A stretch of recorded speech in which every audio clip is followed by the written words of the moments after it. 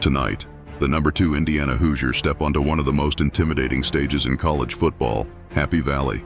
Penn State leads the all-time series 25-2, and Indiana has never won inside Beaver Stadium, not once. Every year the story has been the same.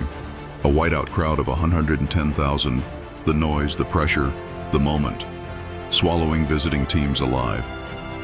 But this isn't the old Indiana. This is a program built on edge, toughness, and belief under Curt Cignetti. Led by QB Fernando Mendoza, the explosive ground attack of Roman Hemby and Kalon Black, and a defense that has been suffocating opponents all season, the Hoosiers enter the Lions' Den carrying a national ranking and a target on their back. The country will be watching. Fox's Big Noon Kickoff will be live on campus. Penn State wants to protect its house. Indiana wants to rewrite history. On the road, in the chaos, in the storm. The question is simple. Can Indiana silence 110,000 and shatter the narrative once and for all? This is the Hoosier Tailgate, and it starts right now. And picked off up the sideline. Indiana, Asbury, walking them down. Woo! IU, America, they got a football team now.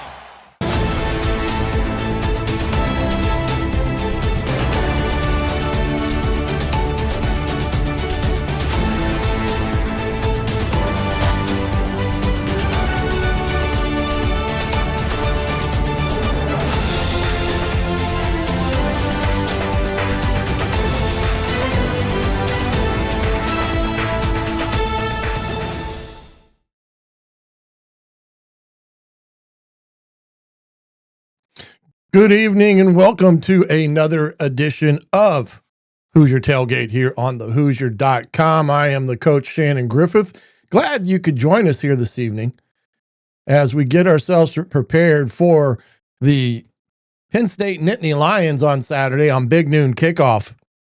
It's going to be a dandy of a game, and a game that Indiana has got to play again. Their road game in a place that has not been overly friendly to the Indiana Hoosiers through the years. Indiana has never won at Penn State, and they're faced with a 25-2 overall record against the Nittany Lions. But that's one thing that Coach Cignetti can honestly say he doesn't really care, because in his mindset, it's a new era in Bloomington. Good evening, everybody. I'm the coach, Shannon Griffith, and welcome to this edition of the Tailgate. Proud to have you with us here tonight. Going to have a great show here. We're going to be joined shortly by Zach Browning and get his take on this Hoosier football team, as well as the Nittany Lions, because of his background and being very involved with the Hoosier.com and their coverage of Indiana football. I do think that he is going to be able to give us some really good insight on what he thinks will be happening this weekend there in Penn State land. And also a lot of things going on right now. You also have the Indiana Hoosier basketball already up and running. Big win last night against Alabama A&M. I don't think anybody would say that was overly surprising, but I liked the way that ball club played last night, man. They had some scrap to them. They moved the ball as good as Indiana basketball I've seen moved in a long while.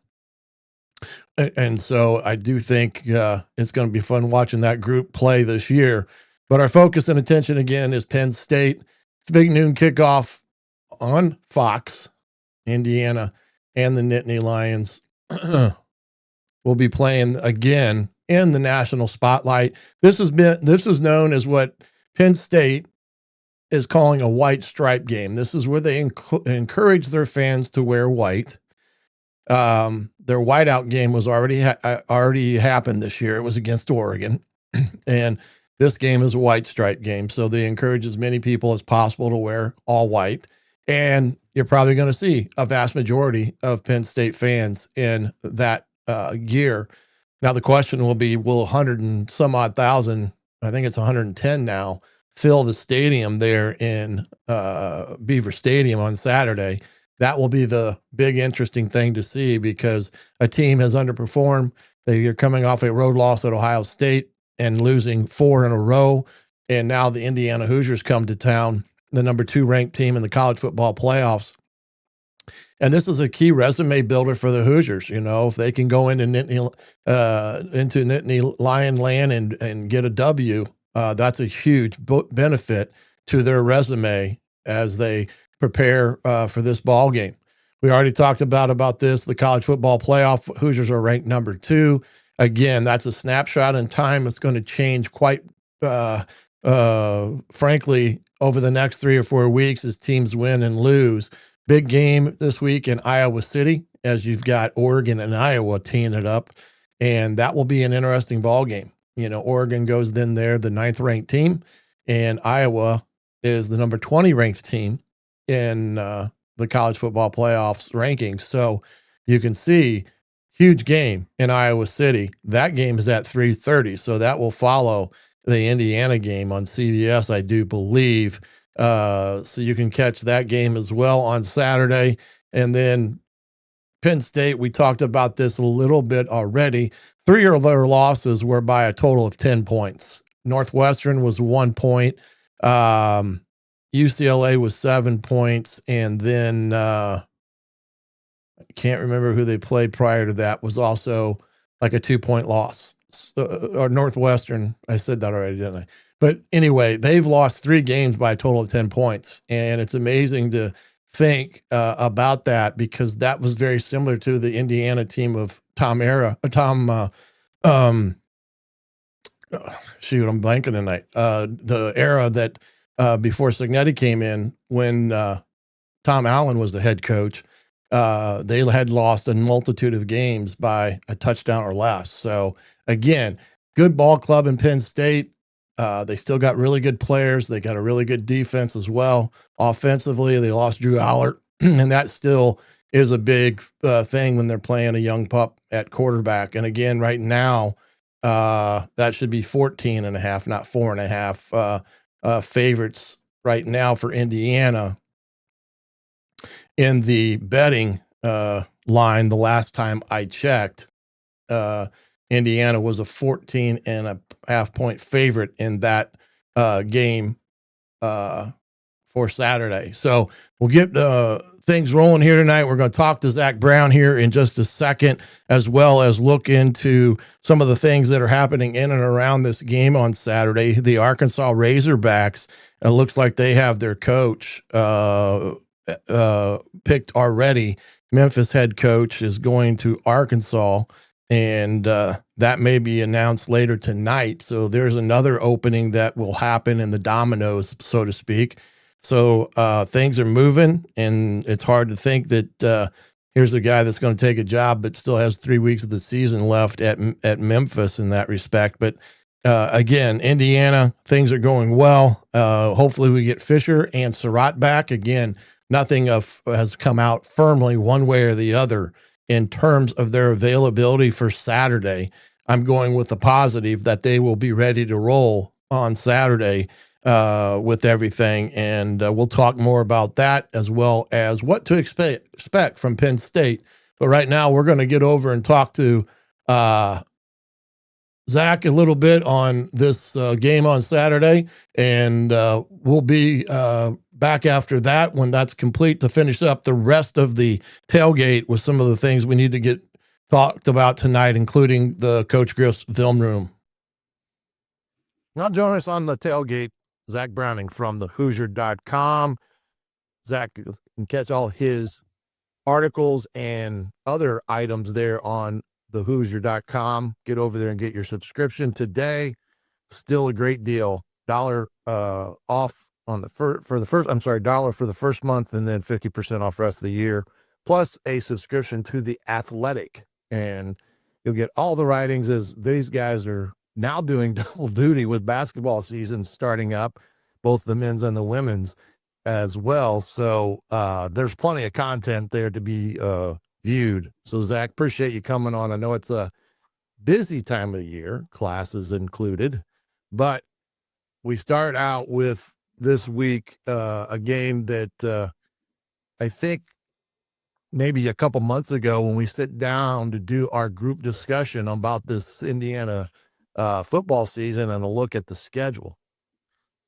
I think we all thought this was going to be the game that may or may not give the Indiana Hoosiers a chance to get in the playoff.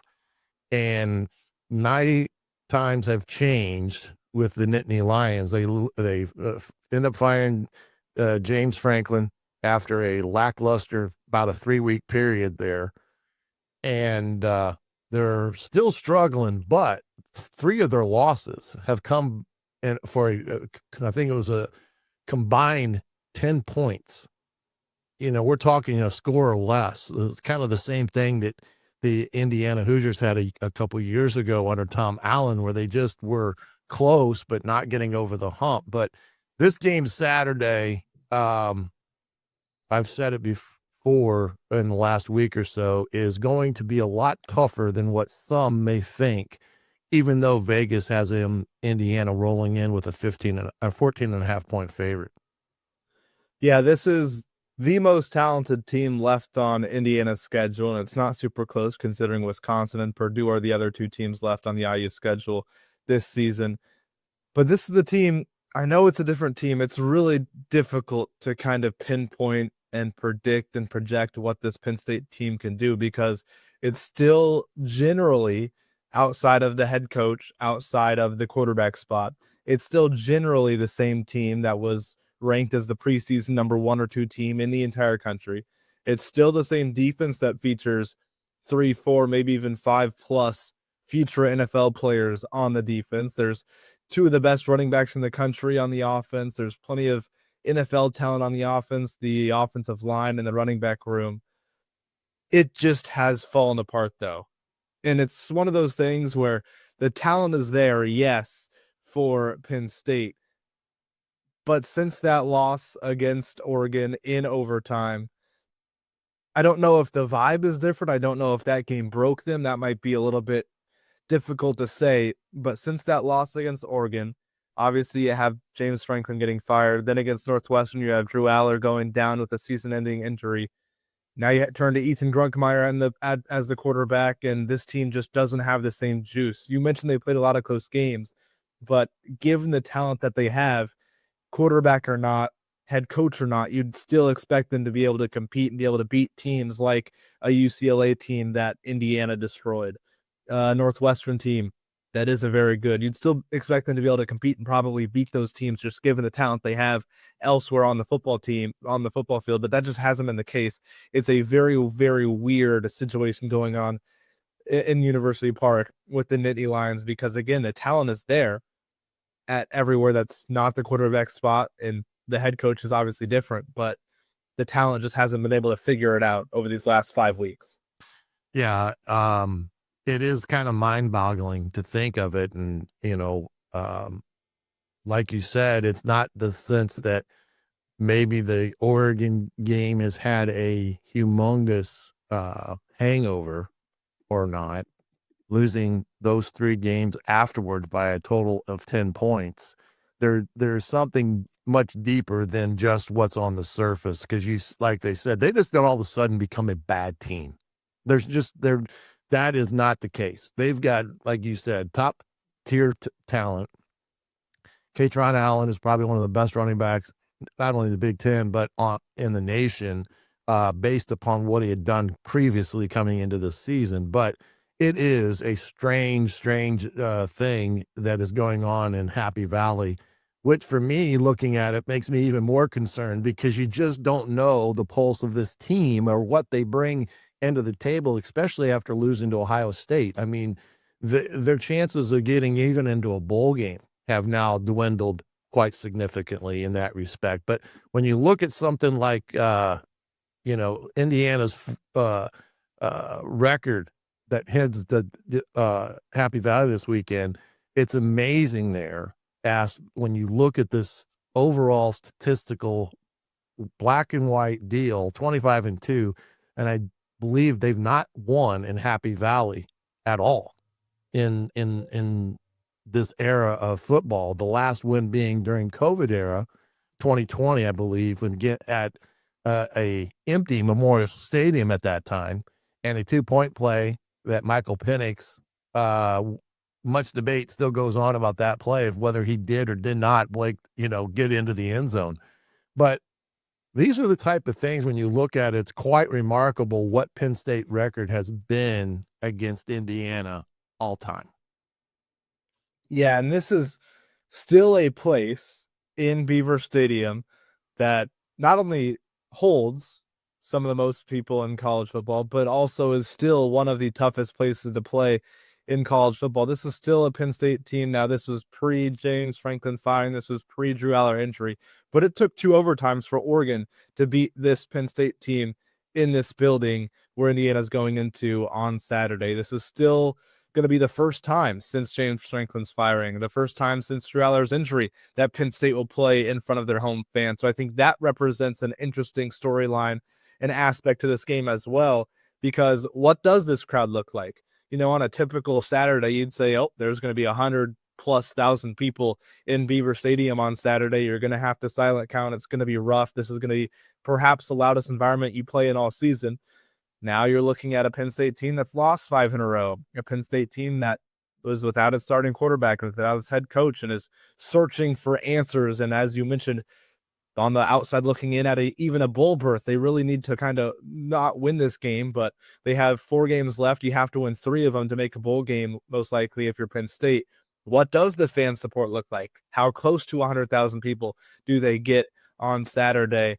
Those are the types of things where it's interesting, because this isn't the typical Indiana's going into Penn State. Indiana's the heavy underdog. Penn State's competing for a college football playoff or a Big Ten title. The roles have reversed. This is Indiana now that goes in as the favorite to Happy Valley. This is Indiana that is playing for a college football playoff that isn't necessarily looking ahead, because Indiana will never look ahead under Curt Cignetti. But this is an Indiana team that has their biggest football games well ahead of them later this season. That's not been the case ever when these two teams have met. It's typically been the reverse, where Penn State has their bigger games ahead, and Indiana's just searching perhaps to come up with a big kind of Cinderella-y type win. But I'm curious to see what the fan turnout looks this weekend, because this is a team obviously that's lost 5 in a row, although this is their first home game since the Franklin firing, since the Aller injury. I don't think it'll be a sellout with 110,000 people, but I'm just not sure how many people will be there, how loud it will get. It will be loud, but there's levels to this. Will it be Kinnick Stadium kind of loud? Will it be an Autzen Stadium kind of loud? Or will it be like a Maryland on a Saturday in late October type of loud? I just don't quite know. I can't get a good feel for what this road environment is going to be like on Saturday. Well, they have two type of staple games in Happy Valley, one being the Whiteout. That has already occurred. That was against Oregon. This weekend's game is considered a what they call a white stripe game, which is a game that they encourage people to wear white, so it's not a full whiteout in that regard. When you think about Indiana's non-success against a team like Penn State, Curt Cignetti taking over, it's really his first time seeing Penn State, but it's hard to keep the numbers away from the views of the guys on the team, as hard as you may try. What are some of the psychological, maybe preparatory adjustments do you think that Curt Cignetti may or may not do this week in order to prepare them for this environment that they walk into? It's not like they haven't faced it. They faced it at, like you said, at Oregon and, of course, at Iowa. This is going to be even more so by 50,000 fans potentially, in that respect. So do you see anything that they may do, just knowing that there's this overhanging shadow, 25-2, not winning there, things of that magnitude? Or do you think it's business as usual in terms of Cignetti's approach to whoever they play this week, whether it's Penn State or whoever? I think it'll be business as usual. I do think in Curt Cignetti's odd head coaching mind and the way he thinks about things and goes about things, that this might even add a chip to Indiana's shoulder, because for starters, Curt Cignetti doesn't really care what happened at Indiana before he got here. So the 25-2 record that Penn State holds over Indiana, he could not care any less about that, considering he was not here, so he doesn't view that as anything, any type of storyline whatsoever. He wasn't coaching any of those teams, so he doesn't really care about any of that stuff. But what I do think is interesting is that for the players, and maybe the coaching staff will feed into it a little bit, but the players, I mean, as you mentioned, you see the 25-2. Maybe you don't think about it much. You see the lack of success Indiana's historically had against Penn State, specifically in Happy Valley. You see those types of things. So instead of this being, a game against Maryland, that could easily not be a trap game, but it's a game against Maryland. There's not too much to play for. You're expected to take care of business. And a game like this against Penn State, I think it adds a little bit more of a chip onto the shoulder. Indiana, 100% of the time, plays with a chip on their shoulder, especially with all these guys that were under-recruited and stuff like that. They always play with a chip on their shoulder. So when you're going into Penn State, knowing that there's a little bit more to play for, it's not just another November game that you're expected to take care of business in the middle of a magical season where you're looking at another college football playoff berth. It's not just one of those games. The added chip of, being that first team to go into Happy Valley and win. The added chip of being that team that picks up the third ever win for Indiana over Penn State. I think that adds a little bit more and helps Indiana even in this type of sense, because it's different than a Maryland game. It's different than a UCLA game. You're not just playing a UCLA on a Saturday in October. It's not a road game against Maryland where 10,000 Indiana fans are there. This is a game that has a little bit more juice to it, because this isn't just one of those games where nothing is at stake. There's plenty at stake for Indiana in this game, and I think that helps Indiana, helps Chris Kennedy. Whether he leans into that too much as far as his pregame meetings, I'm not so sure, but I do think in the back subconsciously of these players' minds, maybe that helps them a little bit come out with even a little bit more juice than they already were going to. One thing that Indiana will face this Saturday is a defense that is coordinated by Jim Knoll, and he is the coordinator that was at Ohio State a year ago, was a part of the national championship team.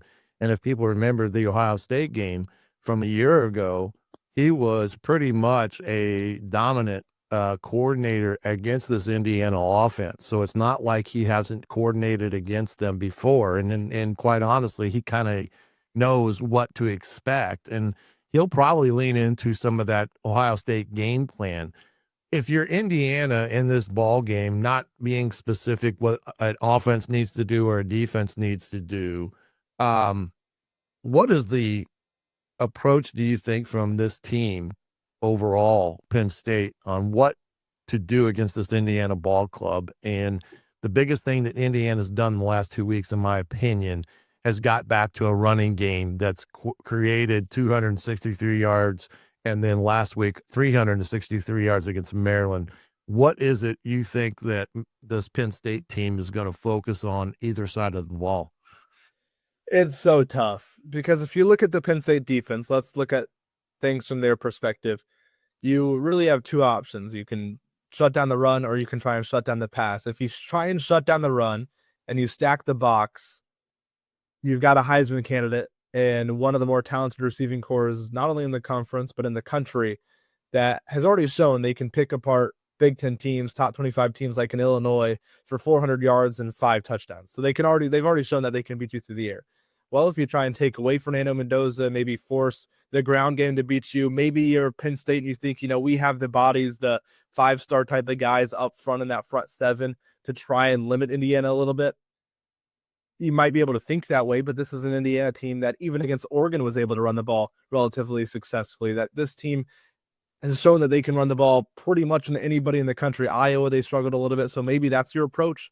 Maybe for the Penn State defense, you're like, let's take away Fernando Mendoza. Let's take away Elijah Sarratt and Omar Cooper. Let's force an Indiana team to go 5 offensive linemen, maybe a Riley Nowakowski in there, maybe 6 blockers against our front 7. We think that we can win those battles more often than not, and maybe that's your key to success. Maybe that's how Penn State has to game plan for this week. And on the other side of the ball, if you're the offense, it's really difficult, because you have become sort of one-dimensional if you're Penn State, because we have the 2 best running backs, or 2 of the best running backs, if not the best running backs in the Big Ten, 2 of the 5-10 best running backs in all of college football, and Nick Singleton and Katron Allen.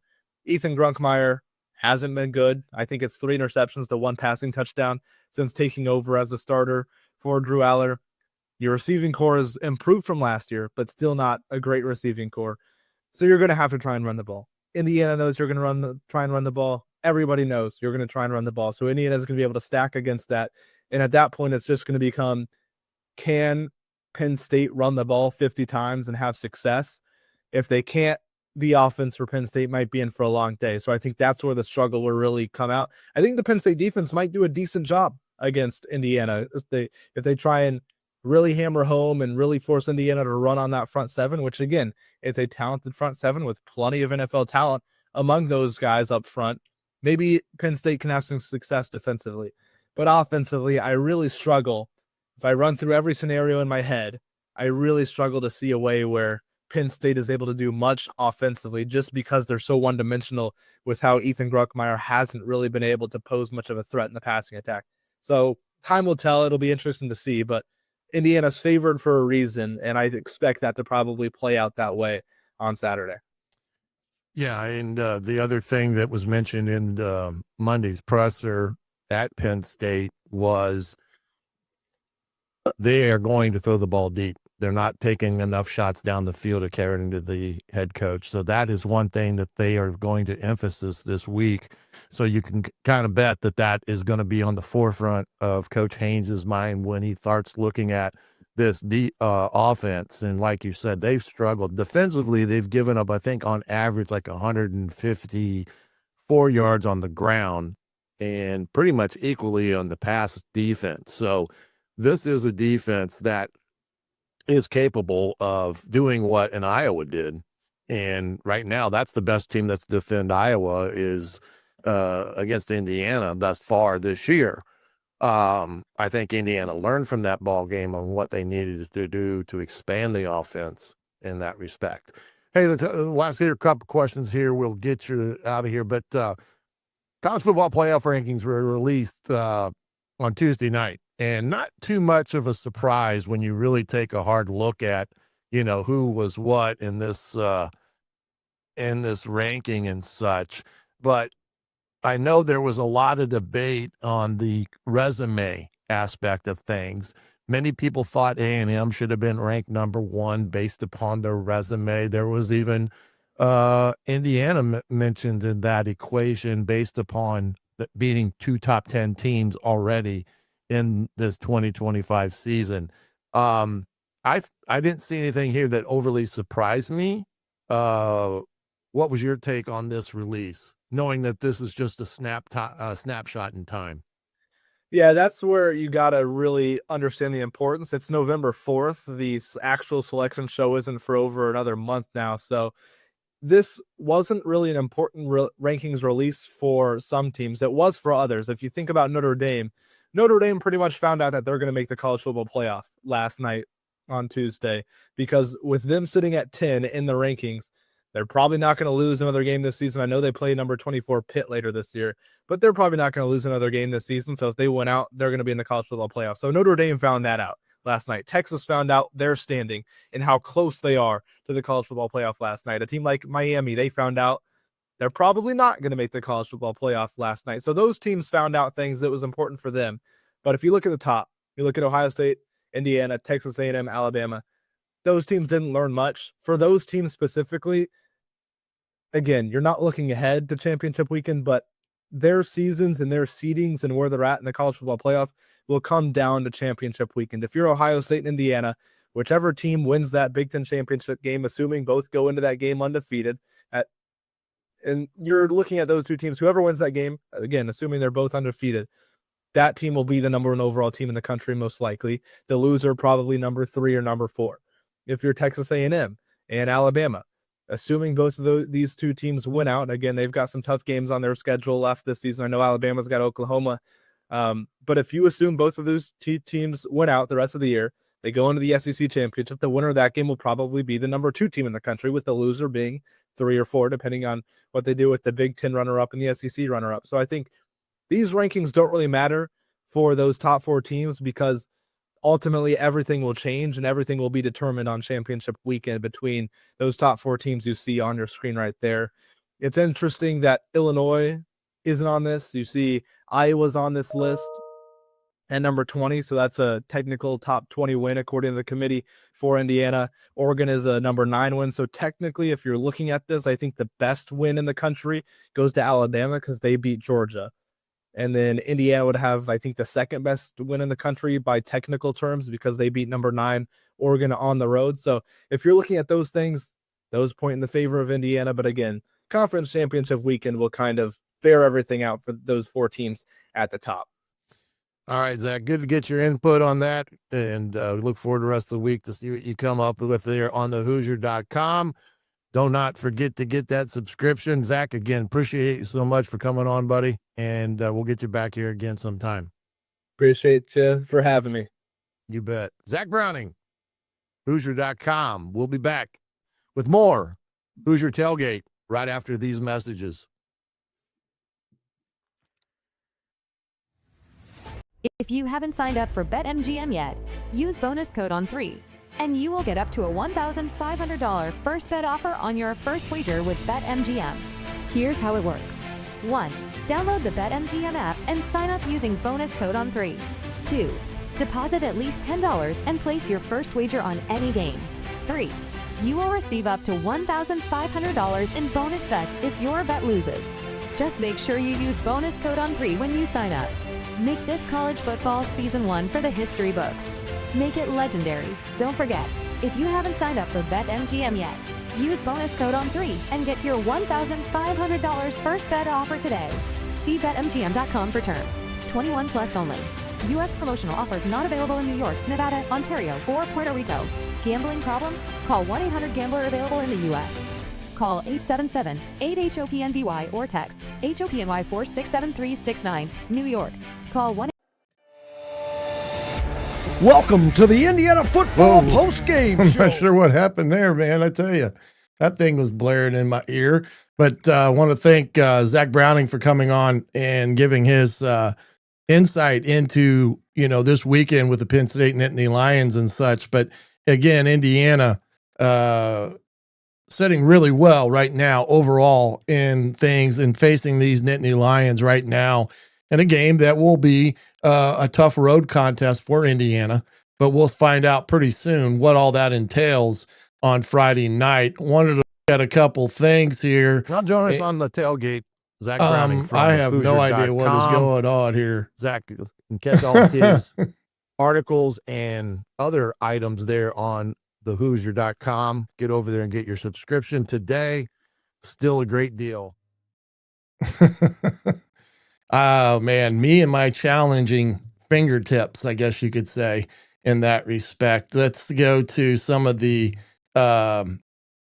things here with this Penn State team overall as I finally get to this thing that I want to get to tonight. So my apologies there, guys and gals. But right now, Penn State's offense versus Indiana's offense, it really is a something to see here when you look at this overall. But Indiana right now is a team that offensively they're just rolling in this respect. So 46.4 points a game, outstanding in that respect, to Penn State's 31.5. That's all a key thing in it all. Rushing yardage, again, last week I said Indiana had to get to that rushing game back to where it was, and I think they've done that the last couple of weeks, averaging close to 250 yards a game and 260 yards passing.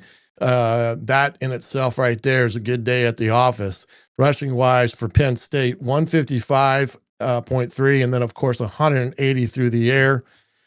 Big things that you see here in third downs. Indiana has just been on fire of late on third down conversions because, like I've said before, it's all about 1st and 10. If you're efficient on 1st and 2nd down, you're going to have yourself 3rd and medium or less. And Indiana's been able to do that for the better part of the year. And right now they're at 58% overall, which is really good. Even Penn State's 43% is nothing to laugh about. And then when you go to the 4th down conversions, Indiana, again, in that category, around 38, 40%, as well as Penn State. So that some of the things there. Now, Indiana has been really good in the red zone when it comes to getting scores. And then, of course, red zone touchdowns, unbelievable, 90% overall. This is the big one. I always say the points off of turnovers. Indiana has 72. Penn State's picked up 44. And right now, time of possession, this is never something I would say that I would have thought Indiana were led in, because they have a tendency to score quick. But right now, they're really good in time of possession, almost 35 minutes a game of them holding on to the football.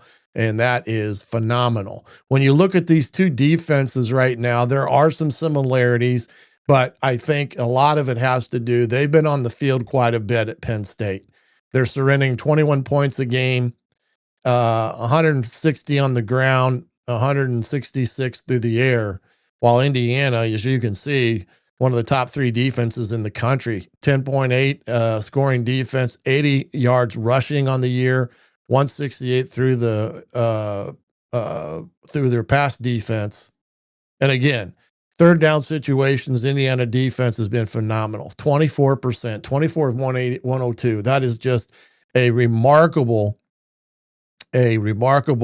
thing for them right now. And then when you look at fourth downs, they've done a great job of late in that category compared to Penn State. And I'd have to double check that one. That may be off because I don't think there's 114 opportunities there. So that may be skewed a little bit, bad data in my equations and stuff. Red zone scores, Indiana, again, they're just phenomenal. This is the one that just is remarkable to me. Red zone touchdowns. Indiana's given up 2 red zone touchdowns on the year. That's crazy. I mean, that is remarkable in itself. Last week was the first time in quite a while that they've given up a second half touchdown. When Jones slipped on that one play there at the beginning of the third quarter. That led to the touchdown. And then you look at the sack comparison, Indiana 29-14, and then turnover margin. Right now, Indiana has that over Penn State. They have a +12, Penn State's +2. So you can see that Indiana's defense has been very, very good in those categories thus far with this whole thing. But again, when you look at this football team for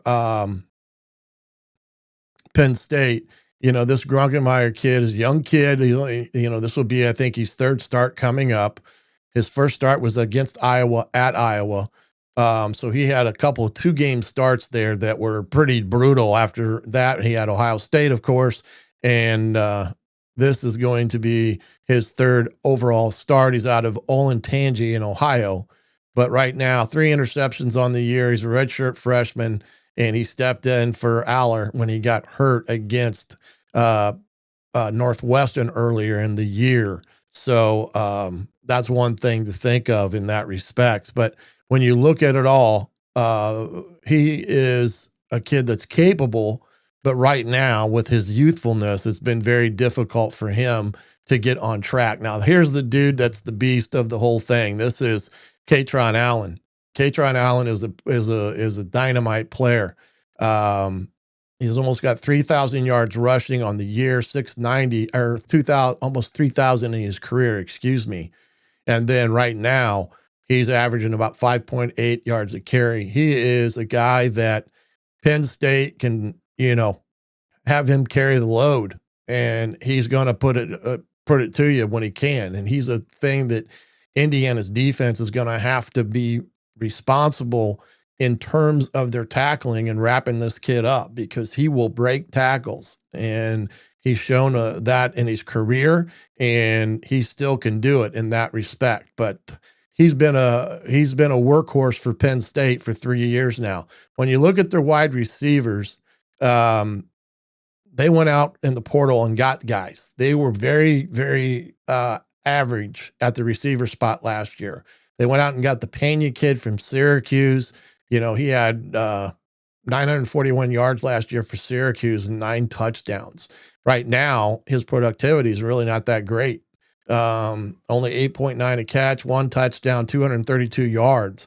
But for a kid that came from Syracuse, where he was pretty much a main target. They really haven't gotten the ball to him. The other kid is Hudson. This is another kid that transferred from USC. He had 462 yards at USC, 3 touchdowns. Transfers now, he's got 20 receptions, 236, and 2 touchdowns for Penn State. Big, strong kid, a guy that's got some length.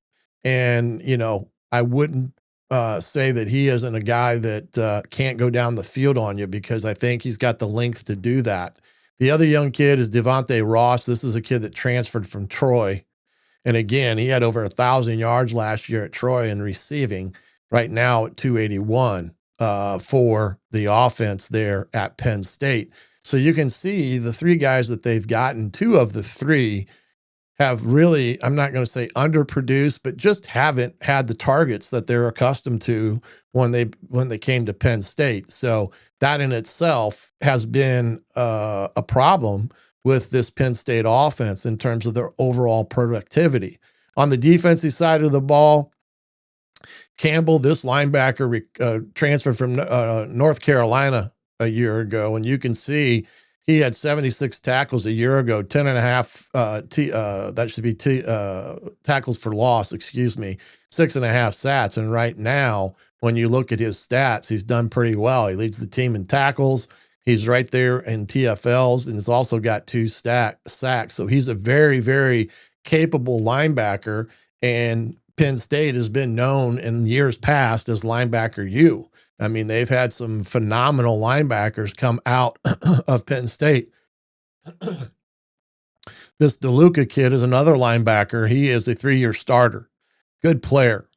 He's your typical Penn State linebacker, tough as hell, and puts his nose right in there. But right now he's got 40 tackles on the year. When you get into the linebackers, the outside, and the DBs, Wheatley is another Penn State player that's been there in their system.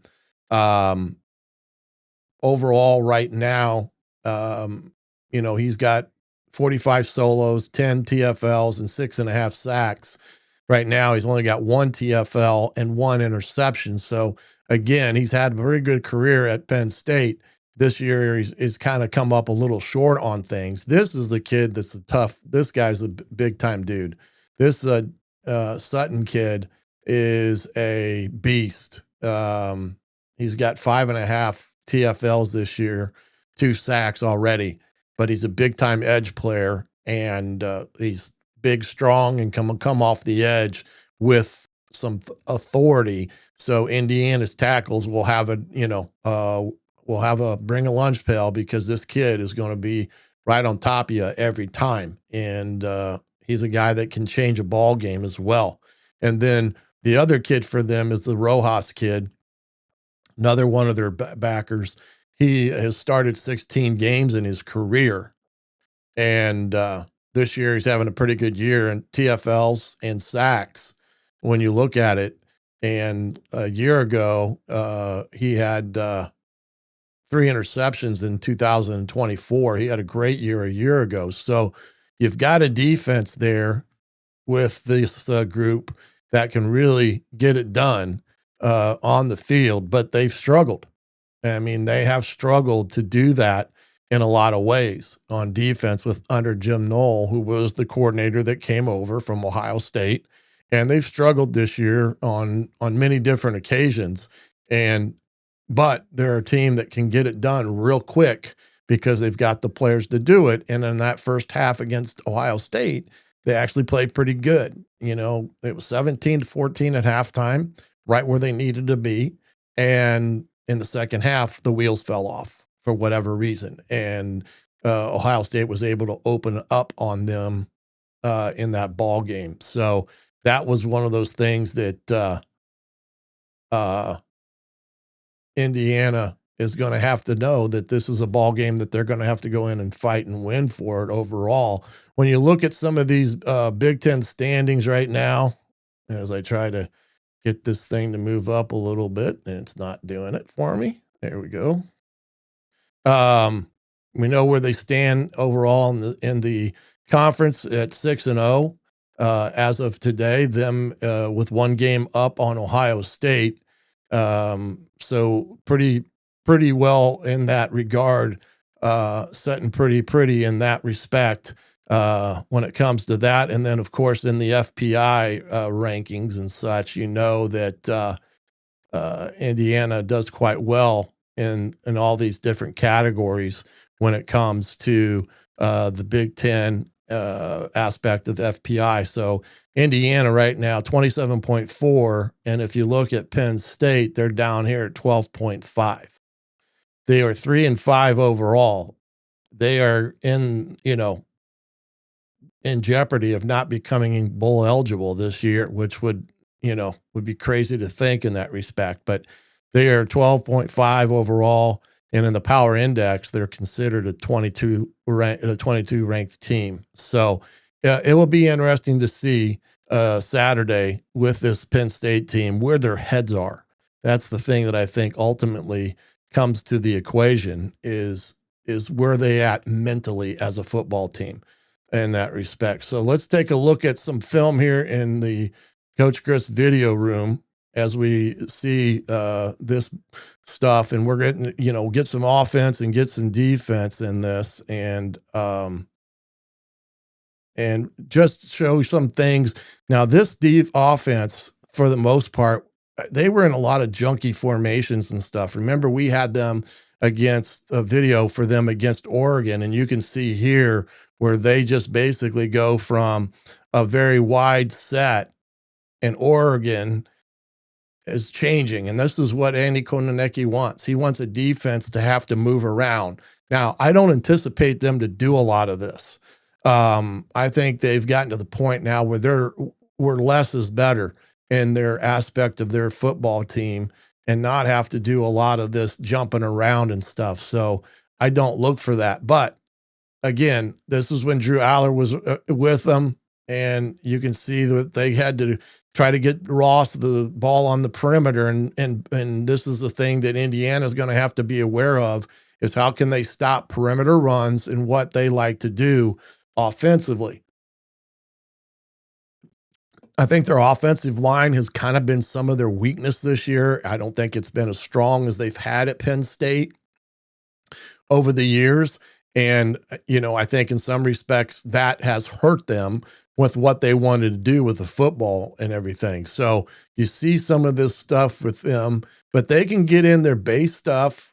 This is nothing new here. This is a formation that Indiana runs quite a bit, but they do like to do a lot of motion, return motion, and, run these type of plays. And this is a trick 'em and dick 'em play. This is what I call it. They're faking one way to throw back screen the other way, and it's almost picked off because they do not execute the play. And this is the stuff that was killing them early on. I mean, that's a 10-yard loss. It's just not, they're just not executing at a level that you would expect for Penn State. And sometimes I think it's because of all the different things that they like to do. Here's another example of them kind of junking things up. They're going to go to an unbalanced look.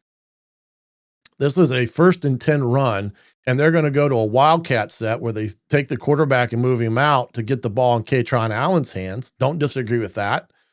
And it goes nowhere.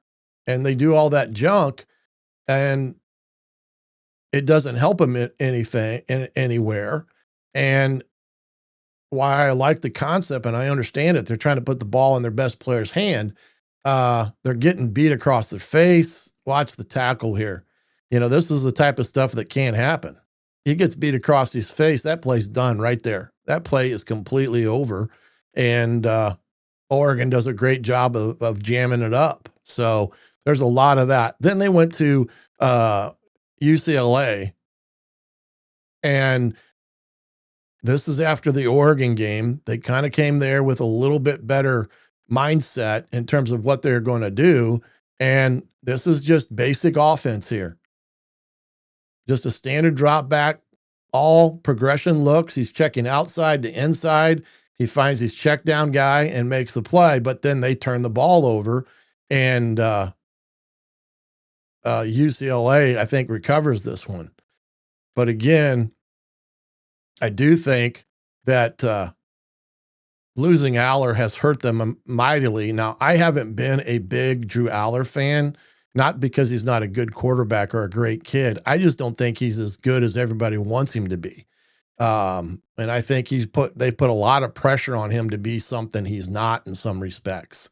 Again, basic formation, UCLA, they get the ball to the corner, and UCLA just does a good job of turning this play back inside.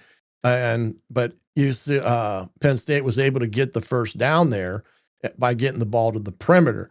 I look for them to do some of this stuff here where they just line up and go right at Indiana, try to get the ball to the outside, try to come downhill and go right at Indiana in the run game and get away from these exotic formations that they've been doing all year.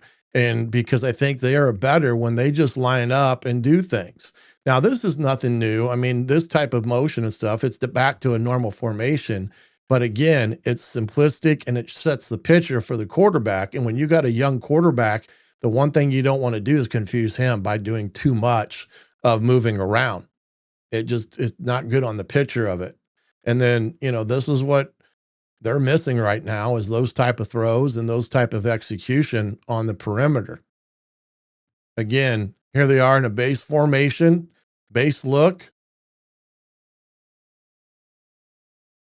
And they're going to run a simple crossing route and get the first down. So they are better off when they can just line up and go play. And I look for them to do a lot more of that. And when they want to throw it deep, like their interim head coach, Terry Smith, said, they're going to do some play action and try to throw it deep. But if I say what I believe Penn State's going to do, they're going to line up in basic formations, not move too much, but they're going to go right at Indiana's defense interiorly, downhill with Crayton Allen, and then try to get the ball to the outside and then find ways to do play action passes and stuff. Now, when you look at this defense for Penn State, and we talked about some of their productivity out there, what hurt them this game, again, this is like a RPO concept and does a good job here. They're kind of playing a cover 4 to the field and almost like a 2-man into the boundary. And the big fellow rips it there. And, he was on this ball game and he hurt them by scrambling a lot this game. He got almost 150 yards on the ground rushing. But those are the type of throws you got to have, the quick snap-off throws that can cause this defense problems. Now, they're going to junk it up and come after you in certain situations. We'll show some of that here. Like here's one here on a run down. It's 1st and 10. UCLA is trying to go quick tempo here, and they're going to bring the heat. They run across blitz, but UCLA does a good job of picking it up. And a nice run and a nice play in the open field by the safety. But, Penn State's not lined up correctly. And so now they're bringing the run blitz, cross blitz, and that linebacker 24, the kid from UCLA, this kid here, he's supposed to go. He stops in the hole. I mean, he's like, whoa, man, go. What are you waiting on? Go make a play. So these are some of the things that has really hurt them, especially against teams that you would see Penn State beating. Here they are in 3rd and 11. They're going to play defense, rush 4, and play kind of a 3-under robber type of situation there. And they forgot about the quarterback, and he takes off and runs it and has a big play here. And he's a big, strong kid that can really make things happen. And again, that's the one thing that I thought Fernando did a good job last week when they gave him the lanes like it does here. He was able to take off and run the football against this Penn State defense and get themselves in situations where they were getting some of their nice big plays off of stuff, and they weren't giving up Indiana wasn't, sorry about that. Wasn't having to have all the big plays and such that they were giving up. So their defense with what they do, again, Jim Knowles is still a great defensive coordinator. He had the top defense in the country a year ago that won the national championship at Ohio State. And last year, Indiana had trouble kind of moving the ball against him because of what he was, what they were doing as a offense. Last year, he did a great job of shutting down some of Indiana's run game and such. So they're going to be a team defensively that you can move the ball on, but you got to keep pounding at them. The more you can pound it at them and stay in rhythm, the more opportunities you're going to get to crack through and get to pay dirt in that respect. So Indiana will have a lot to accomplish in that respect on Saturday. When you look at some of these objectives that we talk about each and every week, let's see here. Okay. And let me get some things turned around here when it comes to this stuff. But Indiana, when it comes to this type of game in Happy Valley, there are some things that this team's going to have to do in order to weather some of the storm that they're going to run into on Saturday, especially offensively and defensively. Right now, the defense, they need to make sure that they wrap up Katron Allen. He's a player that can take it to the house. He can get the yak yardage where he is good after first contact, but they're going to have to make sure that they keep him in check because he's a guy that can run all over you. Pressure up four with the front four. I think they've done a good job of that. Saturday at Penn State or at Maryland, they did get some pressure, but they never could get home against that Washington kid. He had a pretty good quick release. Get them off schedule. Again, anytime this defense gets an opponent offense off schedule, that is when when good things happen for this defense. They get stops, they get turnovers, they force errors, and they're going to have to do that against a young quarterback on Saturday.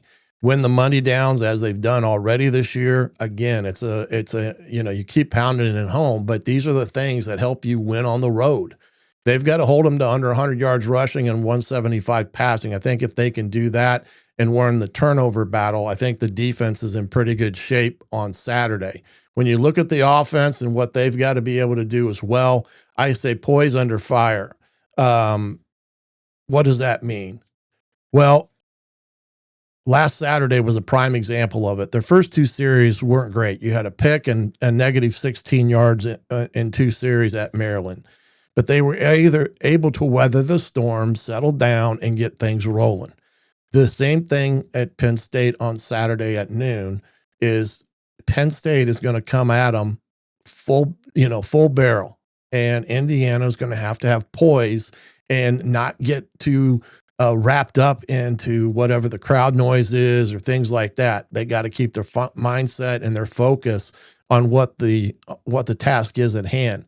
That is run the football again for 200 plus yards. I'd like to see them throw for 250. If they can do that, get 100 points when they're in the red zone and put 35 on the board, I do think they are more on the board. They've got a great chance of getting their third win overall in this series and their first win in Happy Valley, because that is ultimately going to be the true aspect of this ball game on Saturday. When you start thinking about this stuff in terms of what Indiana is going to be able to do offensively, defensively, and special teams. And that's the other thing. Special teams Saturday, a game that is tight. If it's tight ball game are the type of games that special teams can be the advantage. Indiana has done great in that category. They got to continue to do that. I'd like to see them get another punt return to set up a score or even score or get a block punt like they did the first couple weeks. but be sharp in special teams on Saturday. And again, be aware that they could run fakes and things like that to pick up an extra possession. Those are the things that they have to be on alert for and have to understand that, again, you can't not go to sleep on special teams and just expect the ball to be punted or whatever. You got to be alert for anything and everything in a game like this, because Penn State has nothing to lose. They've got everything to go out and just turn it loose and see what happens. They're the ones that can, just go out and see how they play and not have any pressure or anything like that, and try to shift that over to Indiana's lap and say, look, we've won 25 games against you, and you've never won here in Happy Valley. So all the pressure's on them guys. You guys go out and play and let it fly. Let them be the team that has to worry about how they perform in Happy Valley, and we'll see what happens with that. Remember, after the game on Saturday, we will have the Indiana Sports Beat post-game show with Jim Coyle and myself. And that will be, again, 30 minutes after the conclusion of the game. So sometime probably around 3:30, 4 o'clock in that arena. Just look at the Twitter of mine or Jim's, but also on Saturday morning at probably 10:30, we'll have Coach Griff's pregame primer. We talk about what, a reminder of what this game is going to entail for the Hoosiers and what they're going to need to do overall in Happy Valley to come away with a win. I want to thank you again for joining us here on the Hoosier Tailgate on the Hoosier.com. Again, get over to the Hoosier.com for that subscription, as well as if you like to get anything off the affiliate links, they're in my bio on my Twitter page at Hoosier Tailgate, and also the Fanatic store is listed there as well. Well, we'll catch you again on Monday when we will recap this game for the Indiana Hoosiers in Happy Valley against Penn State. But also remember, we will catch you Saturday morning at 10:30 for Coach Griff's pregame primer. Until then, have a great rest of your week, and we'll see you on Saturday.